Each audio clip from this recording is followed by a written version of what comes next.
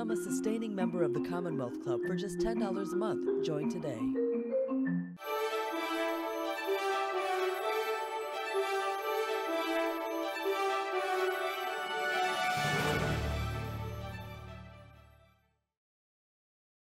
Welcome to the Michelle Meow Show at the Commonwealth Club of California, and today's discussion with Emmett Chenran about building safe spaces. I'm John Zipperer, the club's Vice President of Media and Editorial, and Michelle's co-host. At the Commonwealth Club, we're seeing hundreds of programs a year on a wide variety of issues, online as well as many in-person programs. Hey, John, thank you so much for that, and thank you to all of you for joining us this afternoon. Let me introduce to you our speaker today. Emmett joined the GLBTQ Asian Pacific Alliance as its first trans board member in late 2020 and started producing GAPA Runway. And after 2 years of COVID-induced delays, he's finally seeing his work come to fruition in the first in-person runway since 2019. He's passionate about building inclusive community spaces that welcome people of all stripes, spearheading GAPA Runway's transformation from a binary gendered competition into a category-less genderqueer bonanza. Emmett, welcome to the program. Thank you so much, Michelle and John. I'm so happy to be here. So let's begin by, the tradition here on the program, which is sharing a coming out story.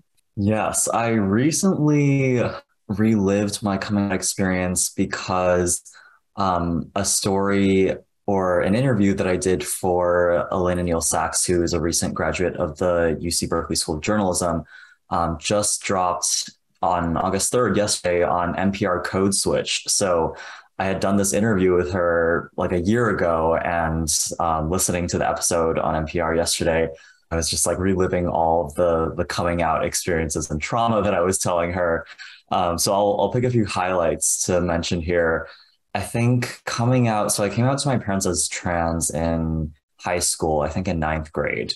And I remember, to prep for the conversation, because I'm definitely not a fluent speaker of Mandarin by any means, I looked up all the terms that were critical for the discussion at hand, like how to say transgender in Chinese and how to say like tomboy or things like that.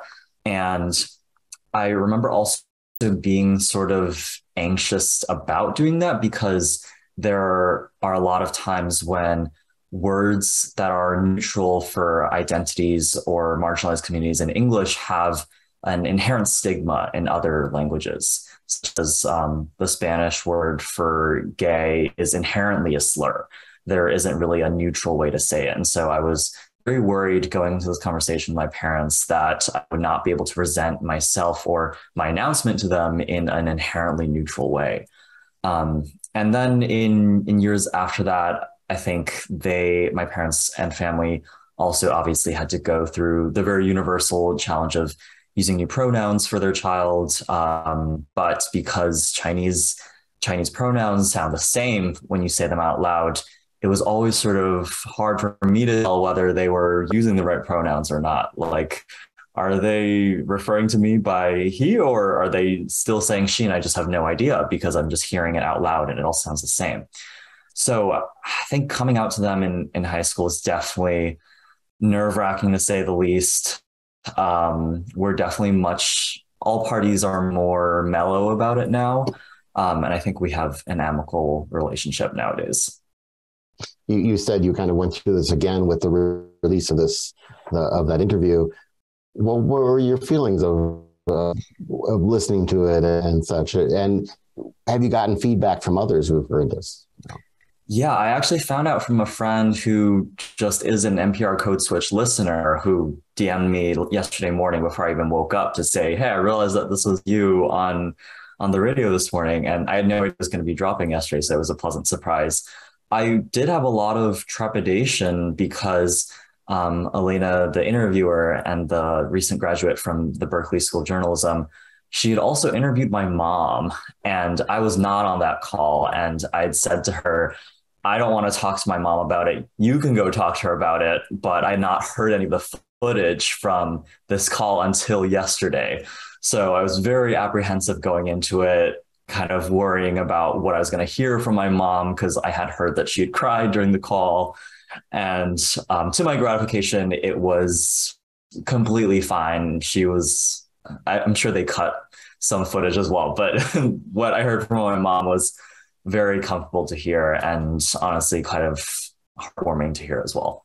We'll go look for the interview, but curious to know, I mean, if you could pick one thing out of what your mom said that maybe surprised you or, really affected you or impacted you, would you mind sharing that? Yes. So the interviewer, Elena, she had sort of bit the bullet and asked my mom, when you referred to Emmett in the third person in Chinese, like, or even in English, what do you think about the pronoun slip ups? Like if you use he or she in English and you say she, like, what is that about? And my mom had said, to my sort of surprise, but also sort of expectation, that sometimes it is just a fact of English not being her first language, because of the genderlessness of pronouns in Chinese. Like it just doesn't make as much of a distinction for her in her mind when she uses pronouns in English. But also that she and my dad have intentionally tried to be more thoughtful about using he for me, both verbally and in written text. So it was surprising to hear that part. That is interesting, because I know some other Chinese immigrants to the United States who, especially when they're kind of speaking fast, will use the wrong pronoun, and not even in an issue of trying to change what you're referring to one person as, but I mean, just in whatever they're kind of grasping for at the moment. And I didn't realize that the language they're coming from was kind of structured differently. And I guess when I look over, my second language is German, where everything has a gender. Right. This computer is either male, female, or neuter, and this desk is, and this shirt, everything. And I'm sure that somewhere in some PhD department at a university, someone's doing a study of how an everything gendered language is dealing with these things. I kind of like the idea of just the same pronoun for everything, just because everyone, just because it gets over a lot of the hurdles that I think people are kind of going through. But the being an NPR and being a visible person in San Francisco and running Gappa Runway, how do you feel about being public? And it's one thing, again, kind of have to come out to your family and friends. Are you comfortable speaking publicly and dealing with people recognizing you and talking to you, or is that scary? What's that like? I definitely enjoy feeling part of the community.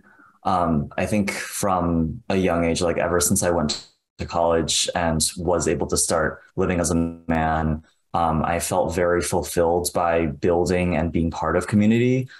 So much so that in college, I was on the board of the Queer and Asian Club that my school had. And we did a lot of things where we were just creating community spaces for people to come in, to have conversations and to build coalitions with each other. I think in San Francisco, it's not been so much since I just moved to San Francisco in February of last year.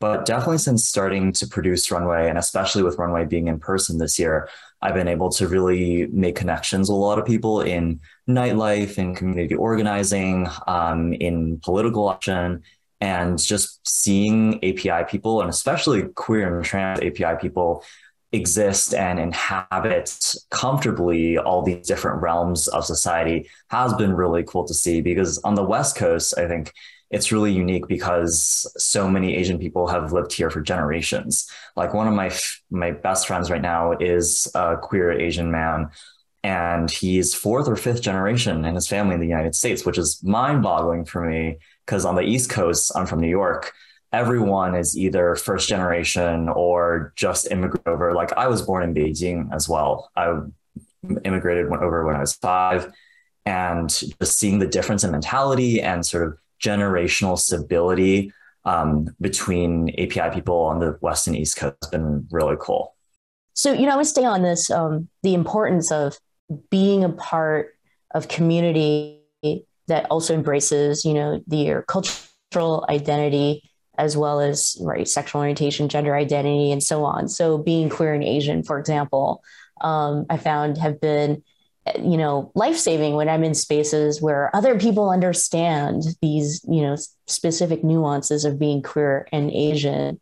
I'd love for you to share, your perspective on, like the importance of an organization like GLBTQ Asian Pacific Alliance and holding space for us for issues that affect us. I think identity-based groups are very necessary and needed, especially today. I think, so I guess talking about GAPA, GAPA, or the GLBTQ Asian Pacific Alliance, started in the 1980s as a support group in Berkeley for gay API men. And over the years, it spawned a newsletter, it spawned Runway, it spawned theater and chorus and dance. Everything has come from this identified need for a common space and organization to further the interests of, in the words of the time, gay API men.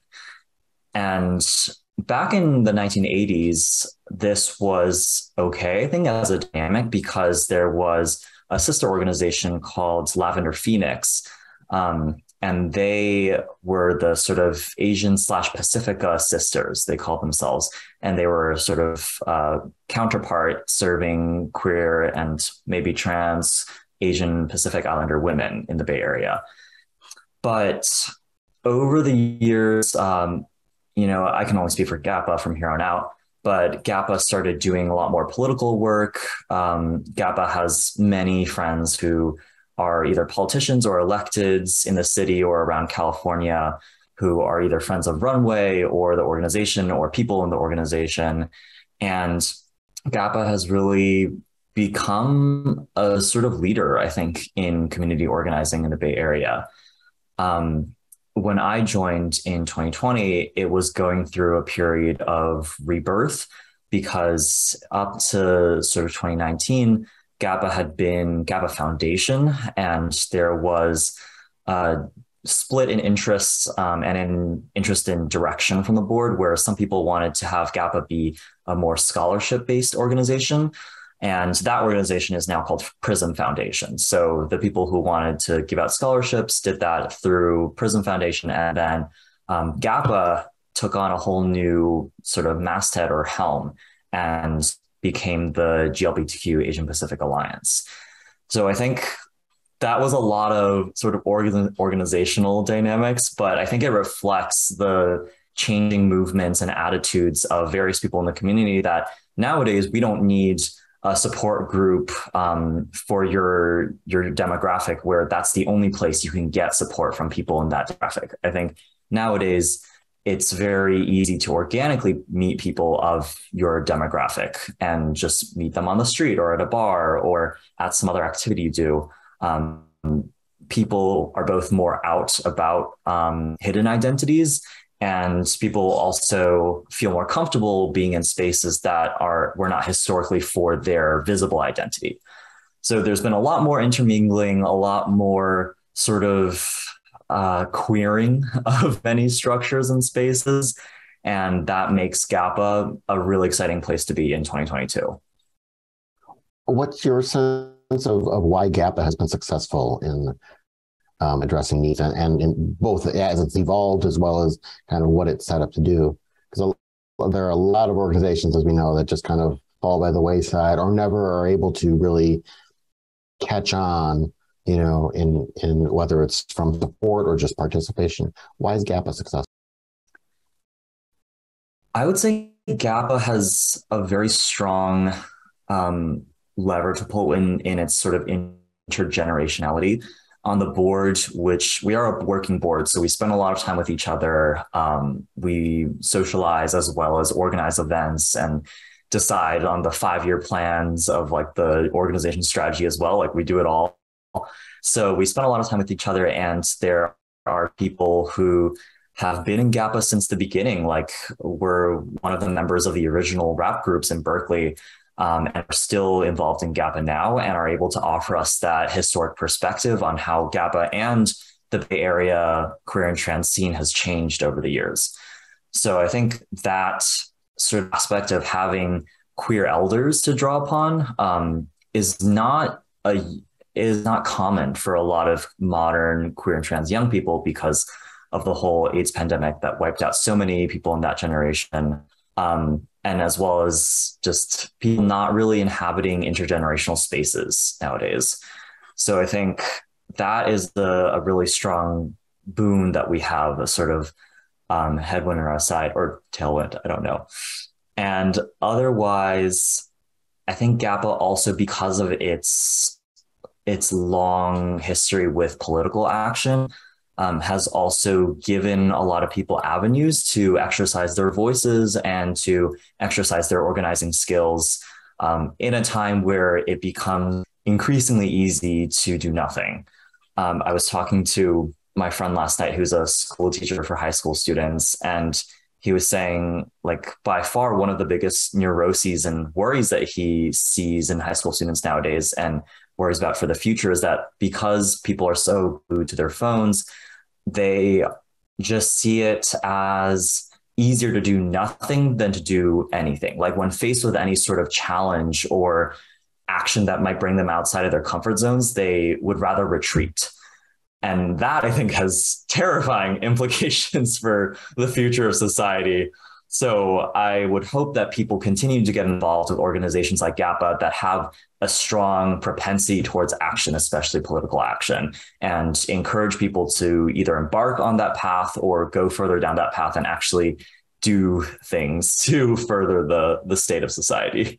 And we'll get to the importance of political action, especially today and in, of anti-LGBTQ laws that are trying to be passed country. You mentioned it earlier in your bio that you're the first openly trans board member for GAPA, and so I want to go back to that and just that moment in which obviously you knew that joining the board you would become a first, and then having to do the work to then actually do the work to change the culture so that it can be more inclusive. Being the first trans board member, I don't think it was as hard for me as it would be for a non-binary or a trans woman board member to join, because GAPA is a quote unquote men's group. Like, I do identify as a man. So the trans part of that is just sort of a side fact, I guess.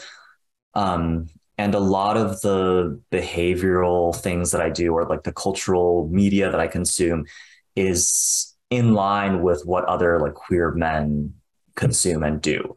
So I think for me, it was not so hard to feel part of the group. There are small things in terms of language or the way we think about issues nowadays that I and other non-cis men on the board do have to correct people from time to time, but I think everyone does try their best. And it's also an exercise in sort of the praxis of integrating different subgroups within the community. Like, are we going to get stuck up on someone being misgendered, or like, are we going to sort of try to overcome that on both sides to work towards the larger goals that we have? Take us back. How and why did you first get involved with GAPA? I got involved in late 2020 when I graduated school in 2020 in May and started my job in San Francisco in July, but was living in the South Bay with some friends in an Airbnb at the time because it was the height of the pandemic. And we were like, if we can't hang out outside, let's live together and hang out that way. So I joined GAPA first when I was living in Sunnyvale, and they were prepping for the virtual runway that year, which was in November of 2020.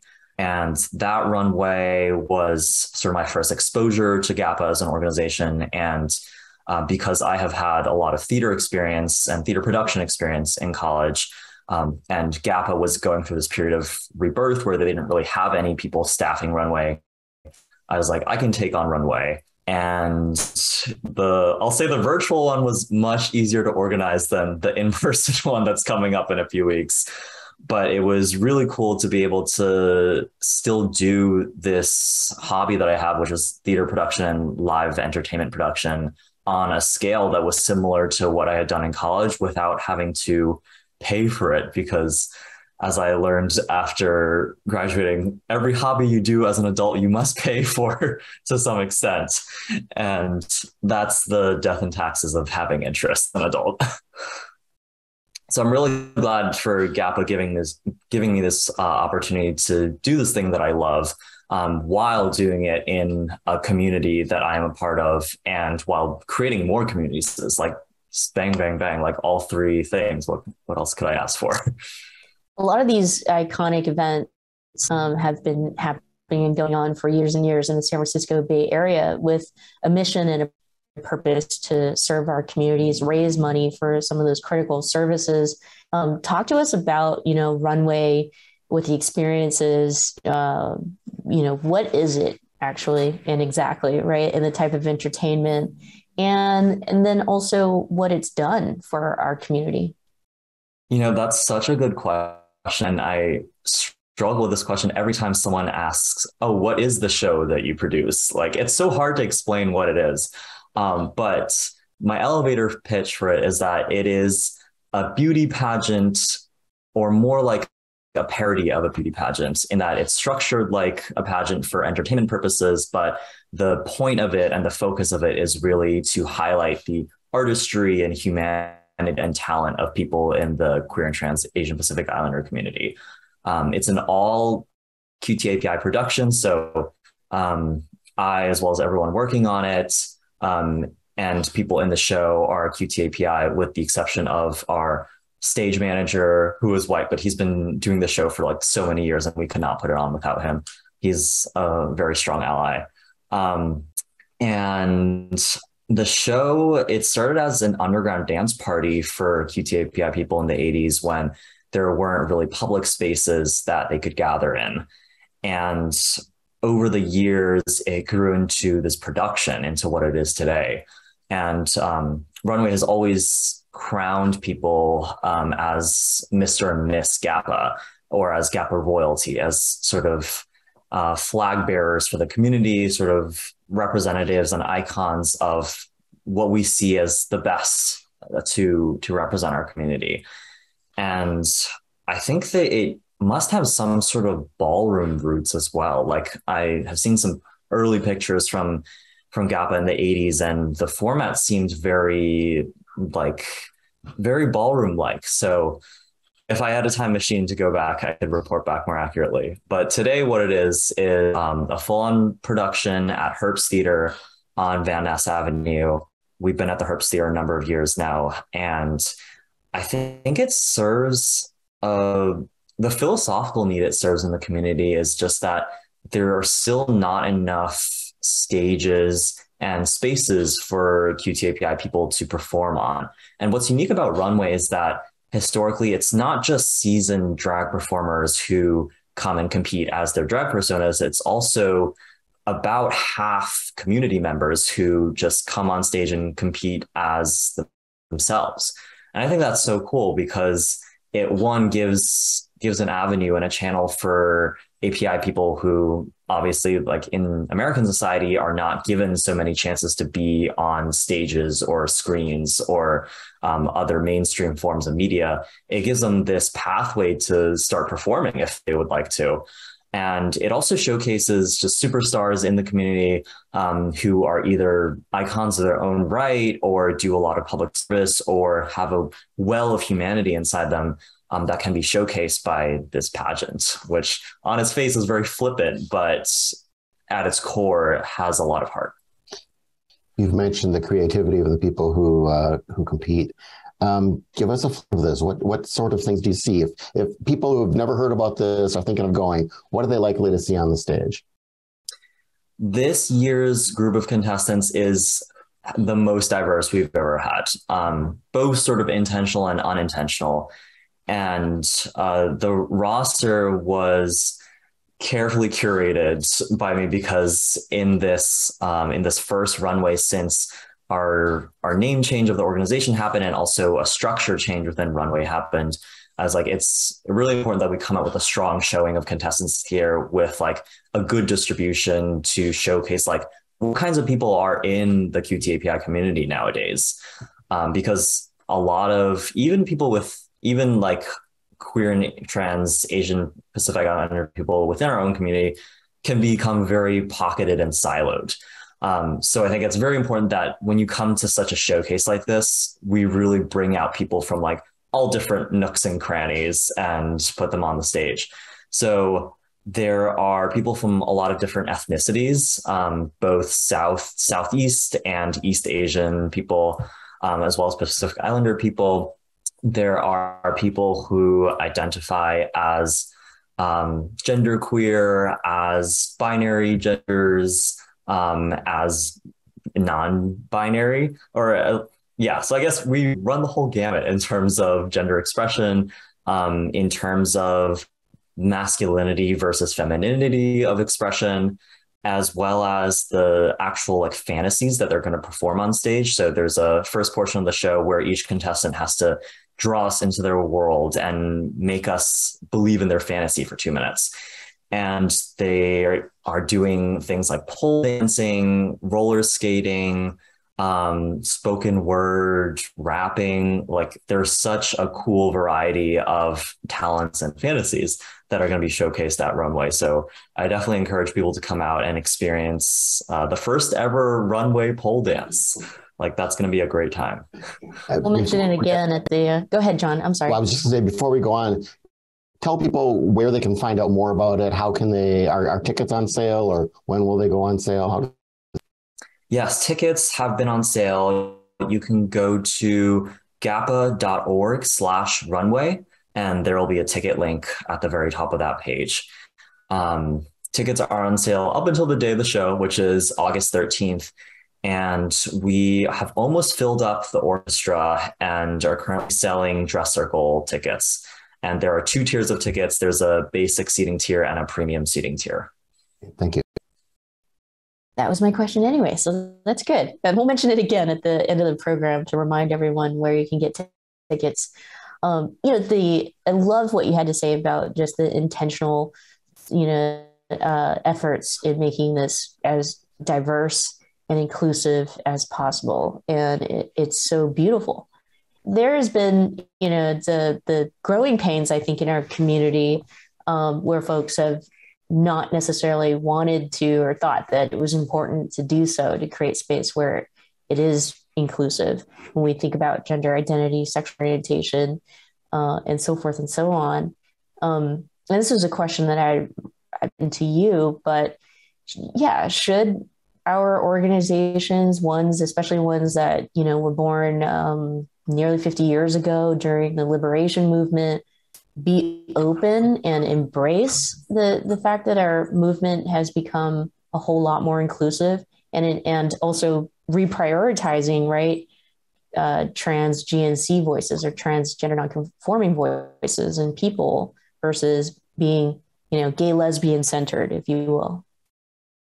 There's definitely room for both, because a lot of LGBTQ people who came of age in the 80s do identify very strongly with titles like lesbian or gay. And I think there's a difference in mindset in that someone who's transmasculine nowadays, who was born 50 years ago, might identify very strongly as a butch lesbian, that there are sort of brings of lines and interminglings of categories, and a lot of people across generations are saying the same things and identifying with the same sentiments or feelings or gender expressions, but are just talking about it or conceptualizing it in a different way. And I think the main difference is that in maybe 50 years ago, one might stay the gender they were assigned at birth and say, I'm making this gender more expansive. Like I'm expanding what it means to be a woman. I'm creating my own definition in that I can be a masculine woman. But nowadays, that same person might be more likely to say, actually, I don't want to associate with the woman label at all. I'd rather be transmasculine or non-binary. And I don't think there's a right or wrong answer. But in terms of the community as a whole, it's hard to reconcile these two trains of thought sometimes because they are definitionally sort of just opposing. But I think there's obviously room for everyone who has all these different approaches and life experiences to be in the community. We just all have to understand where other people are coming from and what their life experiences were that led to them identifying with certain labels or types of thinking. But I think strategically, because communities and coalitions are carried by the next generation of people in those communities, it is in our overall community's best interests to highlight and uplift the ways of thinking of the youngest generation, because if they don't feel accepted and supported by older generations in the community, they're not going to organize and carry on the torch for future generations. So yeah, I think strategically it's always for the best that we align with the youngest generation's way of thinking about things. You mentioned joining the board in 2020, and of course 2020 and 2021 and into 2022 we've been dealing with a pandemic and a lot of shutdowns, as with Runway being virtual for that time. But I'm just kind of curious on what has that been like? Were there, obviously, we've been seeing how, being isolated has fueled a lot of mental health issues with people of all types, all areas, all across the country. It's helped fuel this political upheaval we've had. It's helped fuel conspiracy. There's been a lot of disruption that we've all been going through. I was just kind of wondering if you could kind of give us from your perspective what you've gone through and what GAPA has gone through during the pandemic. And congratulations on making it out, because a lot of nonprofits have not. That's very true. And GAPA board members have been tirelessly working to make sure that we still have funding through it all. There was a really big grant from, I think, Jack Dorsey that we got during last year that really enabled us, one, to sort of reinvigorated our energy stores and made us feel like, we're doing the right stuff. Like, if we can land this really big grant and institutional funding, we're definitely doing what's needed for the community. And in the pandemic, definitely a lot of programming was put on pause, but we did still do a lot of pandemic friendly things. Like, there was a hike that was held every month by our treasurer, Ray Polmano, at the time. We met outside as much as we could. We had Runway virtually. For Runway in 2020, we prepared these party packages that were different swag items that various QTAPI networks had donated to us, or discounts from QTAPI owned businesses in the Bay. And to save on money, me and Roland, who is the social chair for GAPA, we drove around and personally delivered these packages to everyone in the Bay. And that definitely helped us stay under budget. That was before gas was $6 a gallon. But otherwise, I think programming is definitely coming back more and more this year. Because we're a working board, we definitely had to, there's always this mantra and this shared thought about everyone is giving what they can give, and we have to take that at what it is. Because it's all volunteer board, we would all love to put more time into GAPA and to do community organizing, but we do unfortunately all have jobs to sustain the cost of living in the Bay Area. And so in the slow increase of programming we've done this year, one of our mantras for this year has been have fun, spend money, and don't burn out, in the words of the GAPA chair. Let's talk about the current, anti-LGBTQ efforts of this country and the policies that they're trying to pass, and your thoughts on, queer trans API leadership in the community, and how we respond and how we organize against all these policies. I mean, one thing I think for me that I always try to be mindful of is how I talk about these policies. And then people say, well, you know, Michelle, especially when I turn less of my queerness off for my family, my Asian family, you know, they say, don't talk about it. Don't talk about politics, where that's difficult for queer people like us because this is our life. And so I'd love your thoughts on, how we respond to this, what's happening right now. Yeah, I just want to follow up really quickly on the last thing you said, which was like that as queer people and as POC, it is impossible for us to not be political. Like our existence and our intersectional existence especially is inherently political. And there's a new Queer as Folk reboot that Frameline screened in the festival during May. And the first episode, it's sort of a spoiler, but they also tell you right at the beginning, so it's not really a spoiler. In the first episode, they depict a nightclub shooting as sort of like a nod to Pulse nightclub. And some of the Frameline members that I was talking to afterwards were like, you know, I wish it didn't have to tackle like queer trauma. Like, I wish it was just sort of a happy show that you could watch and like take your mind off things. But the unfortunate reality of living in 2022 as a queer trans person is that you have to confront these very unpleasant issues and thoughts all the time. Like it is almost a community like survival tactic at this point to be resilient. Like we have to always practice such resilience against the constant onslaught of legislation, anti-queer trans hate crimes, like just the sentiment from people walking on the street who see us. Like it is constant exercise.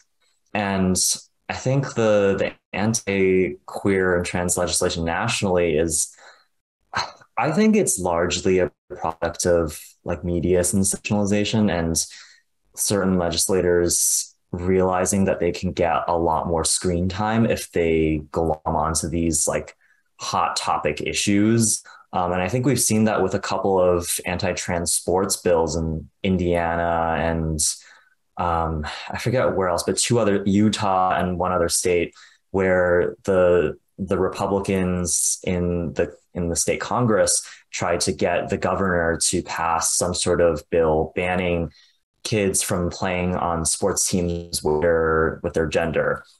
And the Republican governor in two of these states vetoed the bill, but was overridden by the Congress, either the House and the Senate or just one of them.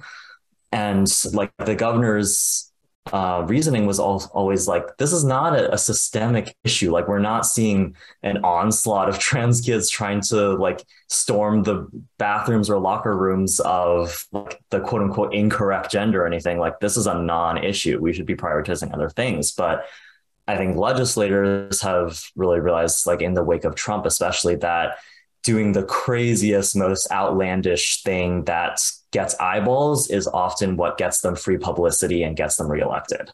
So maybe this, like, obviously we have to organize and we have to speak out politically against all these things, but maybe like as someone in tech, like the tech company should probably be doing more to stop this snowball effect of doing the most sensational thing, getting you rewards.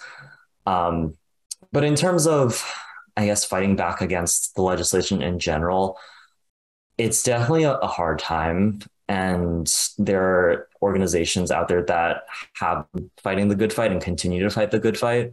And so I would say probably the most effective way for individuals to fight back, as I see it right now for people in my social circles, are to donate to these organizations or donate to people, like individuals that are being affected in states that have passed anti-queer trans legislation. I think in the pandemic, we really saw that supporting individuals goes a long way, like just donating to people's GoFundMes or Venmoing people like relief money is often the most effective way to support our community. So I'd encourage people to do a mix of political organizing and donating to organizations and individuals. kind of considering these policies and laws and political fights, as well as these disruptions and threats from far-right activists, actively, disrupting, in particular, trans events, is something like GAPA and the work it does, do you think, can that only be done in in an area like the Bay Area or other large liberal cities, or, is the climate and the society just not amenable to having it take place in a smaller area that's maybe not as, San Francisco kind of with all of its problems, kind of famously, at least it's welcoming and open to people. It's probably a double-edged sword in that in a place like San Francisco, there is a critical mass of queer and trans API people. But at the same time, because there's so many people, there's a diffusion of responsibility, and a lot of people may think someone's out there doing it. Like, I'm sure there are a lot of people who are not in GAPA who see GAPA as probably like their stopgap of the queer and trans organization that will represent them. But even among GAPA, like even on the board, there is diffusion of responsibility when I ask, like, hey, who can help me do something for Runway? Sometimes there'll be crickets. Like, it's definitely good in that, like, you can look around and see yourself represented in the people around you and not feel alone, and able to have friends and allies and supporters who look like you and who support people who look like you. But I imagine in rural areas, there's a greater sense of urgency in that if you don't do it, who will? If you don't stand up and become a representative for queer or trans or any other sort of demographic identity, who will do it for you? So I think in liberal cities, we are definitely spoiled in that so much of our social fabric we take for granted as having places like the Castro or places like Queer Bars in Soma. And that definitely contributes to a sense of belonging and community. But at the same time, probably there are a lot of people who just live their lives in liberal cities and don't ever touch any sort of queer or trans or race-related political issue and are able to do that, which is fine. Like, queer and trans people deserve rest. Like, we all deserve to just live our lives and not be constantly fighting for our existences. But there are pros and cons.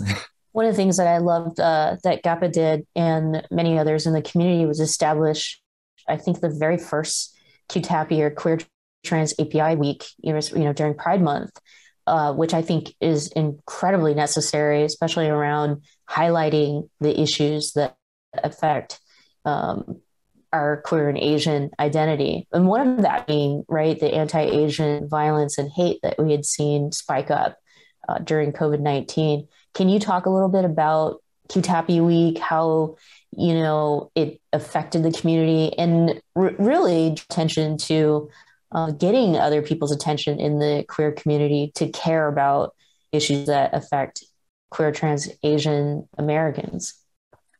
Yeah, one of the GAPA board members, Michael Nguyen, was instrumental in getting QTAPI Week instrumented. And I wasn't too involved in it, but from what I saw, it was a lot of hard work, a lot of organizing and sheep herding and getting people on the same page.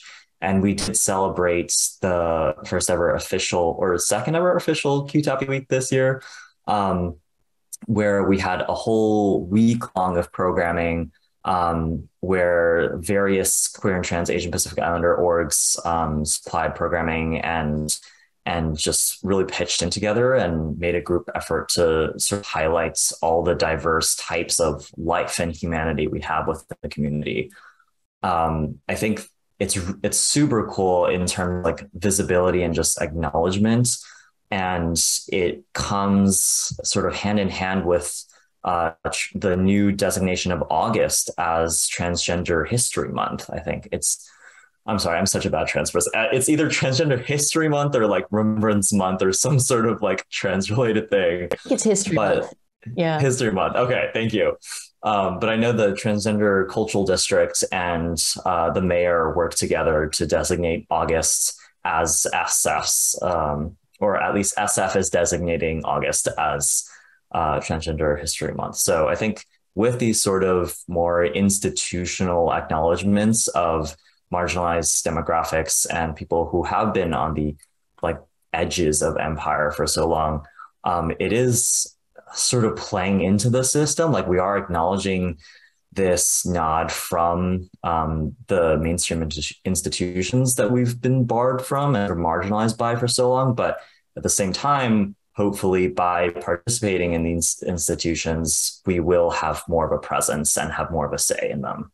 Looking forward, what are some services or programming or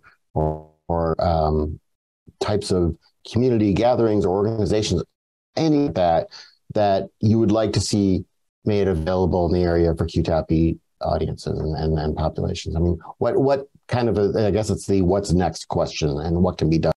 I think for one, coming out of the pandemic, I really hope and expect that our community is rested and re-energized and ready to fight. I think there are so many things that need more energy and attention than ever before, and that a lot of people, like the pandemic is not over by any means, both at a society level and in an individual level for people who are dealing with long COVID or who have always had chronic illness or pain, and benefited from the ways that the pandemic changed society and the way we do things. But I think inside and like spiritually, I hope people are getting their bootstraps up in order and like putting on their gear and getting ready to do like the political movements and actions and fights and community organizing that we all need to see. I hope for the QTAPI community in the Bay Area that we continue to participate in the politics of the Bay. I think being as someone in tech, like I see too often people just move to the Bay and not be involved with anything relating to the Bay, just sort of pick what they want from the culture and the life of the Bay and not give anything back. And I hope that the QTAPI community can be a leader and really demonstrate the ways to productively and helpfully and collaboratively engage with existing communities in the Bay Area to champion and uplift them without displacing them. In terms of actual structural programs, I hope that we have more funding for artists from all backgrounds to pursue their art and to live. Like artists especially suffer from the high cost of living in the Bay Area. And so I hope there's more support for people who maybe don't make enough in their day jobs to live comfortably in the Bay Area so that they can continue to contribute to the culture of the Bay. I hope that organizations continue to sort of acknowledge the ways in which their constituents, I guess, are evolving, and while preserving the ties to previous communities or movements they've had, like GAPA. Like I think GAPA with the name change and with the structural changes to Runway is on the right track, but definitely not everyone's there. And we're also sort of defining what it means to like be there. Like, is what we have right now actually the most optimal way for us to sort of preserve tension and healthy differences within the community? Like, we don't want it to be a homogenous community. So sort of defining like what is the most ideal way for a very diverse and different community to exist in harmony with itself. I hope that the Bay Area will continue to be cheaper for people to live in, especially queer and trans people, and especially POC. And I think unfortunately society and Bay will probably stay the same / like get a little bit worse before it gets better for the long run. But that, as we see throughout history, it's always an oscillation. Things are definitely getting a little worse in terms of legislation right now, but hopefully that just means that we're on the precipice of an upswing. Thank you so much for that. And that was beautifully said. I wanted to, you had mentioned the changes, the structural changes, still obviously a whole lot of work to do, but it would be great to talk a little bit about how it's changed GAPA and its membership. Are you seeing the benefits from changing the name and, making the structural changes like of GAPA Runway? It's hard to quantify just how much impact it's had. Obviously, since we can't, it's really hard to measure that. But I think we are seeing, like, even just having certain ideas and the name spoken into existence still move the needle. We created an advisory board comprised of entirely like non-cis men, which I also meet with sometimes, and that's been a step forward for GAPA. We have, when we like do events, we go around and like have everyone say their pronouns. We like try to intentionally bring like non-cis men into the space as well. I think the way and especially, with Runway most of all. So Runway has always been binary gendered to have Mr. and Miss GAPA titles as for the winners. But since last year, there wasn't a Runway last year, but we made this change last year. We got rid of the two binary gendered categories, and all the contestants just compete in one category now. And it's the two highest scoring people who win. And they're called GAPA Royalty instead of Mr. and Miss GAPA. And that, with Runway being such a large platform and such a big event that people go to, that has also started a lot of like gears turning in people's heads about like, why do they do that? What reasons or what benefits and drawbacks do they have for doing that? So I think at the very least, the name change and our sort of intentional integration of non-cis men into the organization has sparked certain conversations and ideas in people's heads that may not have been there before. I think it's probably a little early to say like just how much this 1 year's changes have made in the grand scheme of how GAPA interacts with community, but I think it was the right time and the right thing to do, and we can only continue to do that going forward. Was there any negative rushback to making that change? For Runway, there definitely was pushback, valid pushback for sure, because Runway has historically had the Mr. GAPA category, which were usually cis gay men competing as themselves. And so Runway did historically give Asian men who are typically emasculated by Western media a platform to take their expression and their gender into their own hands, to sort of both queer the representation of what it looks like to be an Asian man on a stage, but also explore their own relationship to gender and femininity and masculinity. And some stalwarts of the binary gender categories had said, the Mr. GAPA category has been very significant for Asian men to explore this part of themselves and to demonstrate to the community what it means to be an Asian man. And that space deserves to be sort of explicitly protected with this like Mr. GAPA category. And I think we had a really thoughtful process by which we went about gathering community opinions and holding town halls and having forums with the board and Runway production personnel and people in the community. And it was a lot of community conversations that we had before we felt comfortable getting to this point of saying, okay, we're ready to have a vote. And the board ultimately voted on it. I think the concerns of people who express that are most certainly valid. I think it just points to a need for abundance. It points to a need for ever more expansiveness, ever more programming and spaces for people to have all different sorts of activities and performances in. There definitely should be a space where just cis gay Asian men perform gender. That should be made just in the same breath as like Runway should be genderless. I think it just points to, more funding and support and encouragement needed for all these different pockets to spring up. Navigating that whole process couldn't have been easy. It's been difficult, right? But if you could share getting through the difficult process, I hear from you this I feel so safe, like listening to you, where I can be in a room with you, we might disagree on something, but we're going to move forward, I guess is the right way to describe it. I think other people who are organizers and who are part of our community would love to hear, from you, how you get through that process, as difficult as it is. And then having the mindset that, we don't always have to fight each other in order to get ahead. For sure.